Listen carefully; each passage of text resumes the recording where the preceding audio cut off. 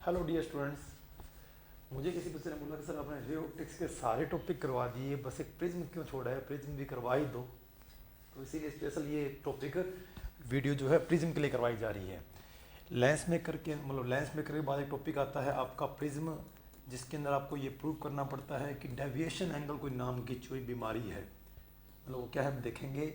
वो deviation angle depend करता है क्या प्रिज्म एंगल के ऊपर, या वो डिपेंड करता है क्या रिफ्रैक्टिव इंडेक्स के ऊपर जिसका वो बना हुआ है।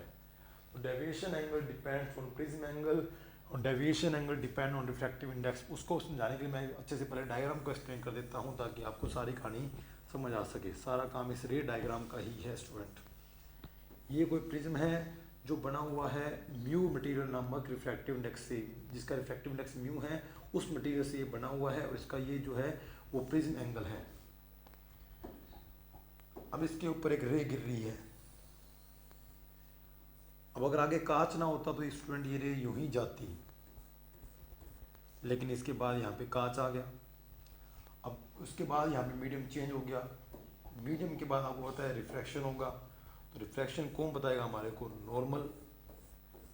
तो मैंने ये नॉर्मल ड्रॉ कर लिया। अब आने वाली रे जो नॉर्मल से एंगल बनाएगी वो एंगल होता है आई। मैं इसको I1 लिख रहा हूँ क्योंकि पहले एयर का ग्लास, फिर ग्लास एयर दो बार होगा, तो इधर वालों को 1 लिख रहा हूँ, उधर वालों को मैं 2 लिखूंगा। अब जाने वाली रे इतना ऊपर तो नहीं जाएगी क्योंकि अंदर मीडियम डेंसर है, वो रे कुछ नीचे आएगी। जो पूरी रे है मैं वो वाइट कलर से ही दिखाऊंगा, जो मेन रे होगी। तो इसके बाद रे यहाँ गई है और एंगल को मैं ये थोड़ा सा कलर चेंज कर लेता हूँ। ये होगी जाने वाली रे का सब एंगल, ये हो गया R1। अब वापस ये यहाँ पे इंसिडेंट हुई है। इसके बाद स्टूडेंट आगे कांच तो नहीं है, कांच नहीं है। अगर कांच होता तो ये रे यूं ही जाती, लेकिन यहाँ फिर वो हुआ रिफ्रैक्शन हुआ, मीडियम चेंज हुआ और रे कहाँ जाएगी वो हमें नॉर्मल बताएगा। ये नॉर्मल हो गया। नॉर्मल के साथ आने वाली रे ने जो स्टूडेंट एंगल बनाया है वो है इंसिडेंस एंगल। बस लिखा इसको R1 से गया ताकि अंदर वालों को R बोल दे, बाहर वालों को I बोल दे। बोलने में कहीं गलती नहीं है। ये इंसिडेंस है, ये रिफ्लेक्टेड है, ये इंसिडेंस है। अब रिफ्लेक्टेड आएगा। अब एंगल इतना कम नहीं बनेगा क्योंकि मीडियम एयर आ गया, वो एंगल बढ़ेगा। तो आपकी फाइनल रे जो है वो यहाँ कहीं जाएगी।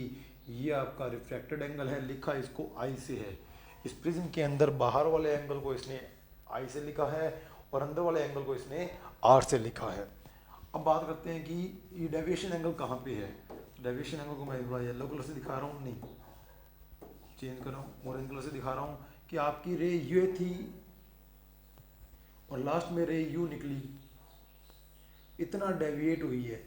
यानी ये जो आपकी फर्स्ट इंसिडेंस एंगल और लास्ट इमर्जिंग रेज, इनके बीच के जो एंगल होता है उसको बोलते हैं डेविएशन एंगल। अब ये डेविएशन एंगल एक तो इस पर डिपेंड करता है, ये प्रूव करना है, और एक ही डेविएशन एंगल व्यू पे डिपेंड करता है, ये प्रूव करना है। अब एक बात सुनो स्टूडेंट, ये पूरा I1 है तो मैं कह रहा हूँ कि अगर देखा जाए तो ये पूरा I1 होगा, उसमें से ये R1 हो गया, तो इतनी सी वैल्यू जो बनेगी वो बनेगी I1 माइनस R1, क्योंकि वर्टिकल अपोजिट एंगल क्या होते हैं? इक्वल होते हैं। ये I1 है तो ये पूरा I1 होगा, उसमें से R1 इसको मिल गया, तो ये वैल्यू आ गई I1 माइनस R1। ये I2 है तो ये पूरा I2 होगा, ये R2 होगा, तो स्टूडेंट ये वाला जो एंगल है ये बनेगा आपका I2 minus R2।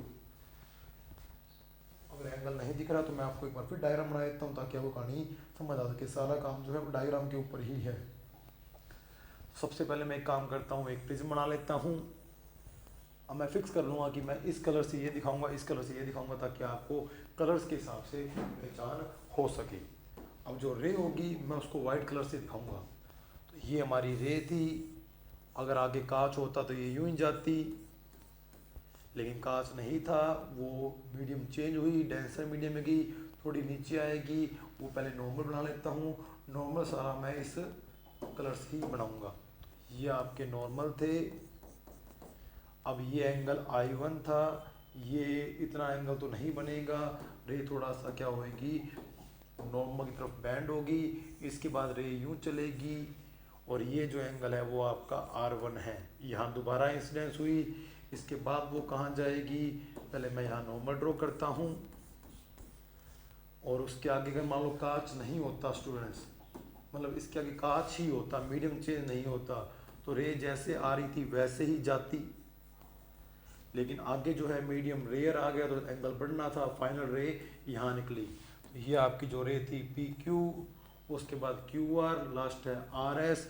P Q और आर एस के बीच का जो एंगल है, इंसिडेंट और इमर्जिंग के बीच का जो एंगल है, वो आपका डेविएशन एंगल है। ये है इंसिडेंस एंगल, लिख इसको आर से रहा हूँ, है ये रिफ्लेक्टेड एंगल, लिख इसको आई से रहा हूँ। और ये आपके दोनों नॉर्मल एक साथ कटे हैं, उस पॉइंट को एन नाम दिया है।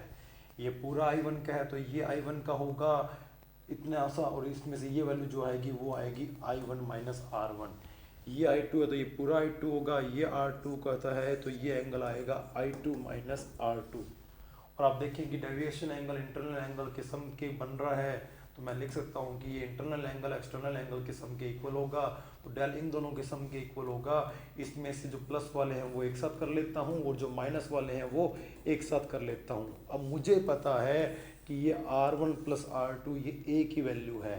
ये कैसे ए की वैल्यू है वो मैं आपको प्रूव करके दिखा रहा हूँ। तो मैं कह रहा हूँ सबसे पहली बात, इस ट्राइंगल में आ जाओ आप। एक R1, एक R2 और एक एंगल N। ट्राइंगल का सम कितना होता है स्टूडेंट? 180।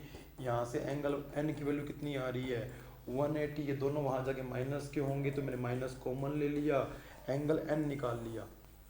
यही क्यों निकाला? क्योंकि ये हमारे को इस प्रिज्म एंगल तक पहुँचा सकता है, क्योंकि angle A plus angle N वो आपका सम कितना है?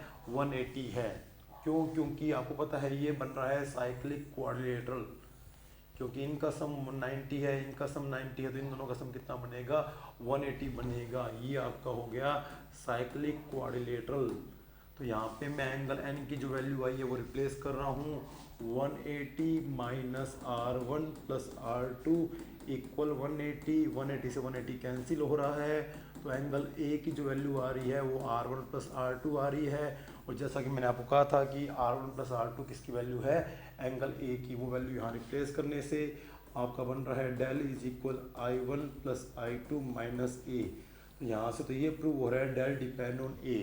हमारा आधा काम तो हो गया कि डेविएशन एंगल डिपेंड करता है किसके ऊपर? प्रिज्म एंगल के ऊपर। अब हमें बात करनी है कि ये म्यू पे कैसे डिपेंड करता है। तो स्टूडेंट एक काम करते हैं, सबने स्नेल लॉ पढ़ा हुआ है, mu is equal sine i upon में साइन आर। अगर एंगल छोटे होंगे हम साइन खत्म कर देंगे, लेकिन पहले हम देखते हैं अगर एंगल बड़े हो तो हम आई और आर की वैल्यू कैसे लेके आएंगे। तो इसके लिए मैं कंडीशन लगा रहा हूँ फॉर मिनिमम डेविएशन। एग्जाम में सीधा भी क्वेश्चन आ सकता है कि प्रिज्म में मिनिमम डेविएशन की कंडीशन क्या है। तो स्टूडेंट मिनिमम डेविएशन होता है जब आपका I1 I2 के इक्वल हो और R1 R2 के इक्वल हो। इस कंडीशन में आपकी रे सबसे कम डेविएट होगी, मतलब ये वाला इंसिडेंस एंगल बाहर वाले रिफ्लेक्टेड के इक्वल हो और ये वाला रिफ्लेक्टेड अंदर वाले इंसिडेंस के इक्वल हो। इस कंडीशन में आपकी रे सबसे कम डेविएट होगी। डेविएशन एंगल मिनिमम कब होता है?